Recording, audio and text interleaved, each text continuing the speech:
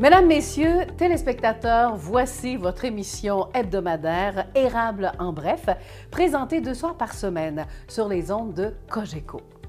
Aujourd'hui, 2 entrevues ainsi que votre bulletin d'actualité locale et régionale. Une entrevue en compagnie de Daniel Gauvreau, qui est prêtre. La semaine dernière, nous vous avons parlé de la CVA et cette fois-ci, un sujet sérieux et émotif à la fois, puisqu'on va parler de l'avenir de nos 2 églises ainsi que de notre presbytère du côté de Plessisville. J'espère que vous avez déjà répondu au sondage reçu dans la même enveloppe que la CVA. La saison nautique ou la saison du bateau tire à sa fin. La plupart des boutiques de sport se sont fait vraiment dévaliser cet été. Presque plus d'inventaire, c'est le même phénomène pour Princecraft. Si vous voulez un bateau pour l'an prochain, il faut le faire maintenant. Entrevue avec Jean-Philippe Dubois, directeur marketing et expérience client. Maintenant, voici vos actualités locales et régionales. En manchette, COVID-19, quelles sont les priorités pour le dépistage du coronavirus en région? On va vous parler aussi de la fromagerie Victoria, dont le siège social est à Victoriaville, qui ouvre une nouvelle succursale. Également, la Fondation À notre santé de l'Hôtel-Dieu d'Arthabasca a reçu un beau montant de la part de la Fondation Jacques et Michel Auger. Voici donc les détails. COVID-19, quels sont les cas prioritaires pour pouvoir passer le test de dépistage plus rapidement? Le M3S, c'est-à-dire le ministère de la Santé et des Services sociaux, a d'ailleurs annoncé que pour des meilleurs résultats auprès des personnes à risque élevé d'être infectées, qu'il fallait analyser les priorités afin de recevoir les résultats des tests beaucoup plus rapidement, ce qui aura comme conséquence de se placer en confinement le plus vite possible. D'après les données les plus récentes, la COVID-19 est plus forte chez les personnes qui présentent des symptômes compatibles avec la COVID-19. Et l'autre trait caractéristique, c'est aussi les personnes ayant eu un contact quand même étroit avec une personne atteinte. Vous ne faites pas partie de ces 2 priorités-là, donc il n'est pas nécessaire de passer un test de dépistage. Évidemment, tout est temporaire, on y va selon l'évolution de la situation. En cas de doute, consultez l'outil d'auto-évaluation des symptômes de la COVID-19. Rappelons qu'il est possible maintenant de consulter aussi les délais d'attente dans les cliniques de dépistage sans rendez-vous. Voici le site québec.ca/test-délai. La fromagerie Victoria, dont le siège social est à Victoriaville, continue à ouvrir d'autres succursales. C'est le succès. La fromagerie s'installera dans l'ancien local du Burger King du côté de Beauport et on en sera à une 15e de succursale. Celle-ci ouvrira d'ici la fin de l'année. Mais bientôt, sur le boulevard Duplessis, près du Cinéplex Odéon, et selon Nicolas Roux, le directeur du développement de la fromagerie Victoria, Val-Bélair, tout près de la base militaire ainsi que Sherbrooke font partie aussi des plans stratégiques à long terme. Même en crise sanitaire, eh bien, la fromagerie est toujours en expansion et son chiffre d'affaires ne cesse d'augmenter. Un petit historique peut-être, c'est depuis 1946 que la fromagerie Victoria se spécialise dans les fromages en grains, mais aussi dans l'excellente poutine que vous avez sûrement déjà goûtée. 500 000 $ de plus pour la Fondation À notre santé grâce à la Fondation Jacques et Michel Auger. L'argent des donateurs va bien sûr servir au projet de réaménagement de l'unité pédiatrique, mais aussi du centre naissance-famille de l'Hôtel-Dieu d'Arthabasca. La Fondation donnera 100 000 $ par année, soit de 2020 à 2024. La campagne qui s'appelle « Guérir n'est pas un jeu d'enfant » est la 40e campagne annuelle de la Fondation. L'effet domino a été impressionnant puisque la Fondation Jacques et Michel Auger a permis le coup d'envoi de la modernisation de l'hôpital et ce don a eu un impact important sur la population d'Arthabasca et Érable puisque la population a tout de même récolté un 12 millions de $. Et l'aide du gouvernement a bien sûr complété le projet. Ceci complète ce bulletin de nouvelles. Donc, comme je vous le mentionnais en début de bulletin, entrevue aujourd'hui, on parlera de cet été fructueux pour Princecraft 40 de nouveaux acheteurs qui n'avaient jamais eu d'embarcation. C'est du jamais vu depuis plusieurs années. Mais pour l'instant, commençons avec notre prêtre, M. Daniel Govreau, pour parler de l'avenir de nos deux églises ainsi que de notre presbytère du côté de Plessisville. Bonne écoute. Alors aujourd'hui, côté entrevue, vous savez qu'actuellement, on fait une consultation publique. Cette consultation est en cours en ce qui concerne qu'adviendra-t-il de notre presbytère et de nos deux églises, donc du côté de Plessisville. Alors, vous avez reçu une lettre par la poste qui vous parlait surtout de la CVA, mais à l'intérieur, vous avez une feuille à remplir de consultation publique. Et puis, pour nous donner les détails, puis qu'est-ce qu'on doit écrire? On va voir les réponses avec Daniel Godreau, donc, qui est notre prêtre ici, du côté donc de Plessisville. Alors, bonjour! Bonjour, Lydia. Donc, consultation publique, c'est ce que j'ai reçu, donc, dans l'enveloppe de la CVA. Et puis, là, vous allez me dire pourquoi on fait une consultation publique. C'est quoi le sujet? J'espère que vous allez la remplir. Oui, on fait une consultation remplir, publique. Oui. C'est déjà des questions qui nous interrogeaient, mais avec la pandémie, on a réalisé à un moment ou l'autre qu'il y avait peut-être des besoins autres à Plessisville spécialement, concernant les deux lieux de culte. Il y a deux lieux de culte, évidemment, on le sait, Notre-Dame-Fatima et Saint-Calix. Deux beaux lieux de culte. Là. Deux beaux lieux de culte exact, oui. Qui ont correspondu à une époque, à un besoin, j'en suis persuadé. Ensuite, c'est devenu une fusion sous le nom de Sainte-Marguerite d'Youville. Et depuis 2017, c'est plus large, c'est plusieurs communautés, 10 communautés, sous le nom de Notre-Dame-des-Érables. Or, on n'a plus besoin de nos deux lieux de culte. C'était déjà une situation qui était en réflexion, mais là, évidemment, la pandémie fait qu'on a moins de ressources financières et la population qui vient célébrer, qui se sert de ces lieux de culte-là, est moindre, énormément. Alors que ce soit les messes dominicales, que ce soit mariage, funérailles, baptême, on a, si on prend quelques exemples, dans l'ensemble de la paroisse, donc les 10 communautés, on a 7 ou 8 mariages par année. Et cette année, il y en a eu un, tout simplement. Et ça, c'était des revenus, là. Quand des revenus. Quand il y a 100 mariages dans une année, une église peut bien vivre aussi. Là. Ça fait longtemps que c'est passé date. Oui. Mais oui, ça a des revenus. Oui. Les funérailles, c'était la même chose. La pandémie a fait qu'on a eu moins de célébrations. Le gouvernement, avec les mesures sanitaires, nous invitait à fermer nos églises jusqu'à la fin de juin. Et dans le moment, on s'aperçoit, dans cette réflexion-là, qu'une suffirait. Donc, la consultation, c'est est-ce que vous êtes prêts à ce qu'on ait seulement une église? Ouais, vous réalisez que la population, on va être en déchirement, là. Parce que des fois, moi, j'allais à une, à l'autre, je voyageais. Là. En fait, il y a deux éléments là-dedans. Il y a l'élément rationnel. Oui, mais le cœur. Et le cœur, l'émotivité. Oui. Et on est en lien aussi avec la population à travers les conseils municipaux, parce que c'est les populations qui ont payé nos églises, nos lieux de culte. Et il y a probablement encore des familles qui peuvent dire « mon père, mon grand-père ou d'autres ont contribué ». Mais là, on est face à cette situation-là et on voudrait que ce soit dans le communautaire que ça demeure. Alors, d'où la question, est-ce que vous êtes prêts à ce que vos taxes puissent servir à transformer l'Église pour un bien communautaire? Mais là, il faut choisir laquelle. Bon, celle qui nous coûte le plus cher, et de loin parce que la plus belle et la plus grande, oui. C'est Saint-Calixte. Notre-Dame-Fatima correspond aussi à beaucoup de besoins. Entre autres, elle est plus petite et depuis l'an dernier, on a mis des chaises ou de certains bancs, donc elle est beaucoup plus polyvalente.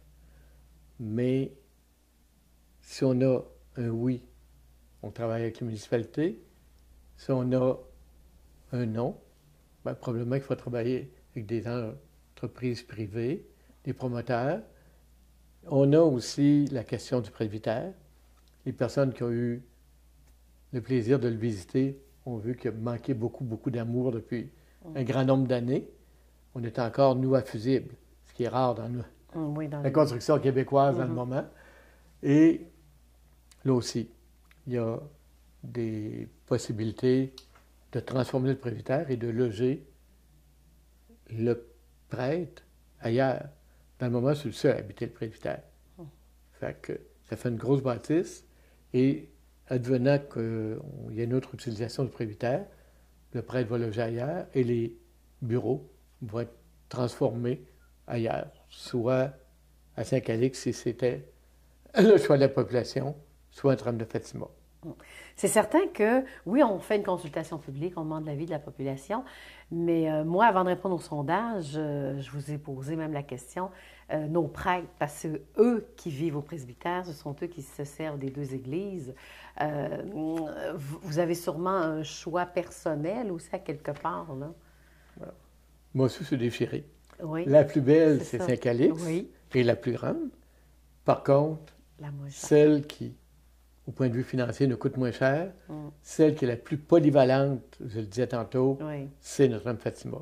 Pensez aux chaises, pensez au vaisseau, pensez à ce lieu pour la catéchèse, pensez à, si vous avez déjà visité, j'en suis persuadé, la grande salle qu'il y a en haut, qui nous sert en temps normal, et non pas pour des réunions.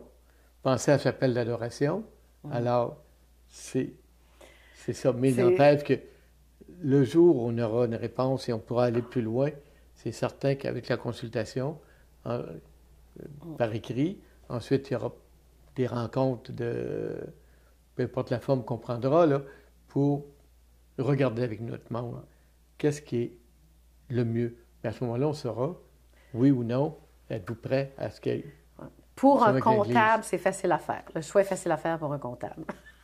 Mais effectivement, pour la population, point d'interrogation, oui. C'est ça. C'est le cœur, là. C'est l'émotivité qui joue. Mais si quelqu'un nous disait, vous donnez 1 million, le choix serait très facile à faire. Mais comme il y a pour le moment personne qui va faire 1 million pour dire... Mais on donne cette possibilité pour sauver nos deux églises. Ah oui! À ce 20 millions, téléphonez à M. Daniel, oui. Mais même là... Avez-vous des offres? Oui. Bon. On a des offres, mais on a travaillé avec des promoteurs privés. On a surtout travaillé avec le domaine public pour offrir au domaine public le premier choix pour que ça reste, comme je disais tantôt, dans le communautaire. Alors, ça pourrait, si jamais les municipalités étaient intéressées, ça pourrait devenir beaucoup de choses, là. Oui. Mais là, l'entrevue est déjà terminée. Alors, de toute manière, remplissez, c'est ça, hein, parce que c'est important. C'est comme si quelqu'un ne répond pas au questionnaire, d'autres vont faire le choix. Hein? Exactement. Alors, remplissez ce questionnaire-là. Ça va être tant nous que les conseils municipaux. Voilà. Alors, on dit bonne chance. Et puis, c'est pas une question de c'est qui va gagner ou c'est qui va perdre. C'est compliqué. Hein? C'est une question du futur de la communauté chrétienne, de Saint-Calix, Notre-Dame-Fatima, donc. Si on le reprend sous le nom anciennement de Sainte-Marguerite Bourgeois, maintenant Notre-Dame-des-Érables. Et les choix de la COVID aussi, on ne sait pas quand ça va se terminer non plus. Non. Alors, pour l'instant, il faut prendre des décisions. Bien, merci de votre visite. Ça fait plaisir. Merci, au revoir. Alors, Daniel Govreau, donc prêtre du côté de Plessisville, de la paroisse. En fin de semaine, vous avez sûrement pu remarquer ou constater qu'on est en train de serrer ou d'entreposer certains bateaux. Mais évidemment, ça veut dire que la saison tire à sa fin. D'ailleurs, quand on voit les belles couleurs de nos armes, on se dit la saison du bateau achève. Alors, pour pouvoir nous en parler, chez nous, dans l'érable, on est chanceux. On fait la construction de bateaux. Alors, vous avez deviné, Bateau Prince Craft. Il fallait absolument parce que je trouve ça plaisant de parler d'une fin de saison, surtout quand on parle de la saison du bateau qui vient de se terminer. Alors, on interviewe toujours des gens heureux, finalement. Alors, Jean-Philippe Dubois en fait d'ailleurs partie. C'est le directeur marketing et expérience client. Alors, bonjour et bienvenue à l'émission Érable en bref, Monsieur Jean-Philippe. Bonjour. Alors, Jean-Philippe, justement, vous avez constaté vous-même que la saison achève? Oui, la saison achève, mais on a encore beaucoup de gens intéressés à pas manquer la prochaine, je vous dirais. Fait qu'on sent beaucoup d'achalandage encore. Bon, quand on dit saison du bateau, là, ou la saison des boats, là, c'est de quelle date à quelle date à peu près? Bien, c'est sûr qu'il y a deux marchés. Il y a les plaisanciers qui, eux, il faut qu'il fasse beau et chaud, que l'eau soit chaude pour en profiter. Donc, ça, c'est peut-être plus notre acheteur de pontons. Mais il y a les pêcheurs qui, eux, dès le mois de mars, sont déjà dans l'eau en avril et eux ne sont pas sortis de l'eau encore. On va les voir dans l'eau jusqu'au mois de novembre, puis j'en connais même qui vont y aller le lendemain de Noël s'il n'y a encore pas de glace. Oh, c'est des maniaques à ce point-là. Ah, des pêcheurs, c'est des pêcheurs. C'est une passion. Et justement, des maniaques, vous en avez rencontré dans la troisième semaine du mois de septembre. Alors, c'est quoi? Oui. Il y avait un congrès parce qu'on a vu beaucoup de circulation de bateaux ces 2 journées-là. Non, c'est ça, au manoir du Lac-William, au Lac-William, la semaine dernière, on recevait quelques médias, là, si on veut, un peu comme dans l'automobile, qui venaient faire des vidéos sur nos nouveautés qu'on leur présentait. Puis bon, on veut pas, avec la situation COVID, on a été un petit peu repoussé dans le temps. Donc, on faisait ça un petit peu plus tard cette année. Fait que c'est eux viennent faire des essais, un peu comme quand on voit dans l'automobile, les chroniqueurs automobiles, c'est aussi des chroniqueurs sur le bateau, fait qu'ils viennent présenter les nouveautés de l'entreprise. Donc, ce sont des journalistes qui vont faire des essais de bateau aussi, hein? Exactement. C'est ça. OK, c'est quand même agréable comme congrès. Hein? Oui, puis c'était une belle journée. Il a fait beau, on ne peut pas se plaindre. Ça fait des très belles photos avec le décor qu'on avait. Donc, quelles ont été les réactions de ces journalistes-là? Ça m'intrigue un peu. Ben écoute, chaque année, c'est toujours je veux dire, c'est un annuel pour nous. Eux, c'est sûr que sont toujours intéressés de voir un peu qu'est-ce qu'on a fait de nouveau, oui, mais cette année, la question, c'est comment c'est passé, comment ça se passe dans le marché. C'est sûr que de notre côté, oui, les ventes étaient au rendez-vous, on peut pas se plaindre. Les gens n'ont pas pu sortir et de faire de croisière ou peu importe. Donc, il y a beaucoup d'achats de bateaux qui sont réalisés cette année. Mais c'est sûr qu'on a quand même perdu quelques semaines de production parce qu'on a été fermé, là. Fait que ça crée comme une certaine rareté dans le marché, c'est qui est un peu plate. Mais bon, je veux dire, à toute fin pratique, Prince Craft en a sorti grandi là-dedans. Mais eux, vraiment, ce qu'ils viennent voir, c'est les nouveautés, essayer d'en parler, être capable de démontrer qu'on est une compagnie innovatrice qui a encore des idées puis qui continue à avancer dans le temps. Bon, justement, est-ce qu'on a réussi à innover encore et encore, parce que les bateaux aujourd'hui sont vraiment beaux, là, vos bateaux Prince Craft. C'est quoi la nouveauté? C'est quoi? Bien, nouveauté, on arrive beaucoup dans la technologie, tu sais, des écrans tactiles. Avant, on avait les cadrans. Maintenant, on va avoir des écrans qui vont avoir des radars, plein de choses. Probablement qu'on utilise 5 à 10 % de leur capacité, mais c'est la tendance. Beaucoup de prises USB, ça semble assez ordinaire ce que je dis, mais bon, les gens ont des tablettes, les enfants viennent en bateau s'ils peuvent écouter leur émission. On a une différente réalité. Fait que c'est quand même des technologies comme ça, mais beaucoup au niveau de la pêche. Cette année, on a eu un gros engouement. Là. Je pense que les gens, cette année, puis ils voulaient sortir. Fait que les ventes de permis de pêche ont été, je vais dire, quasiment le double l'année passée au niveau du gouvernement. Donc, beaucoup de technologie au niveau de la pêche, des moteurs électriques sans fil, maintenant on peut jumeler des moteurs électriques avec des sonores, on peut préparer les routes d'avance, puis on pèse sur play, puis le bateau fait la run, on a juste besoin de penser à pêcher, nous. Fait que c'est vraiment des technologies intégrées de plus en plus aux embarcations qu'on va retrouver. OK. Là, est-ce que c'est encore... Hier, autrefois, on disait hey, « moi, j'ai le plus gros bateau du lac. » Les grandeurs ou les longueurs de bateau, c'est quoi le plus populaire? Bien, le plus populaire, bateau de pêche, ça reste encore du 16 pieds beaucoup. Désolé, je ne sais pas en par cœur en mètres, là, mais du 16-17 pieds parce que dans notre cas en aluminium, c'est assez léger. Donc, un petit véhicule utilitaire sport peut le transporter facilement un peu partout. Dans le ponton, clairement, le 21-23 pieds, c'est le plus gros segment parce que ça se manœuvre bien. C'est sûr que oui, on va jusqu'à 29 pieds, on vend des 27 pieds, beaucoup de 25, mais le 21 pieds, par sa capacité de gens, le moteur qu'on a besoin pour faire ces sports nautiques, fait que le 21 pieds, c'est probablement notre je dirais le plus populaire. Autant niveau prix, autant équipement, tout ça, c'est vraiment dans le 21 pieds où on a vraiment une grosse demande. OK. Alors, maintenant, ce qu'il reste peut-être à mentionner, bon, là, on a parlé des nouveautés. Est-ce qu'on peut parler de chiffres? Avez-vous des statistiques, des comparatifs d'année en année sur les chiffres de vente? Bien, c'est sûr que nos chiffres à nous, c'est un peu plus confidentiel, là. Mais je peux vous dire que... Une moyenne. Ben, une moyenne. D'ailleurs, faisons ailleurs aussi. Là. Ben, je vais vous donner un exemple. Il y a ce qu'on appelle la NMMA, la National Marine Manufacturer Association. Il y a un penchant canadien et américain. Eux ont fait une certaine analyse qui est intéressante, qui est arrivée assez tôt cet été, pour dire que les acheteurs de bateaux, c'était plus de 40% des gens qui avaient acheté des embarcations qui n'avaient jamais eu d'embarcation.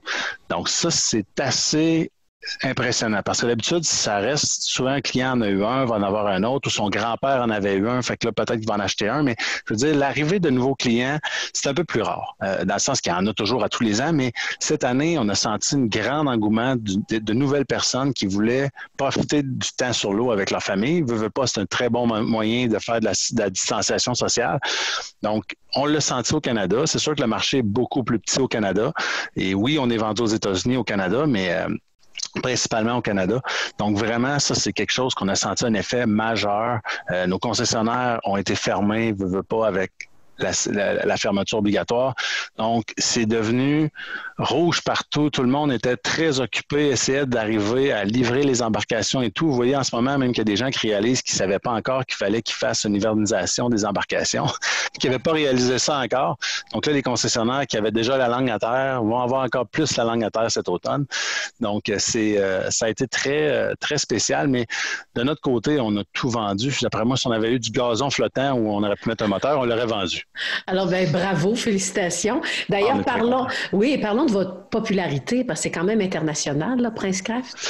Le marché du bateau, c'est international, mais c'est assez quand même local. C'est pas comme l'automobile où les usines, premièrement, on fait pas des millions d'embarcations chaque année, là, on est dans les milliers.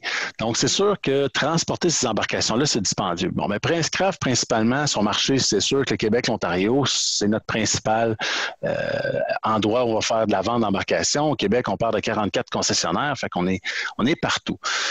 Après ça, bon, le reste du Canada, on va en vendre aussi, et dans le nord-est américain, un petit peu au centre aussi, ça va être probablement le marché de Princecraft. Là. Puis de toute façon, même si on voulait desservir plus de marchés, à un moment donné, c'est la capacité à les expédier à un prix juste.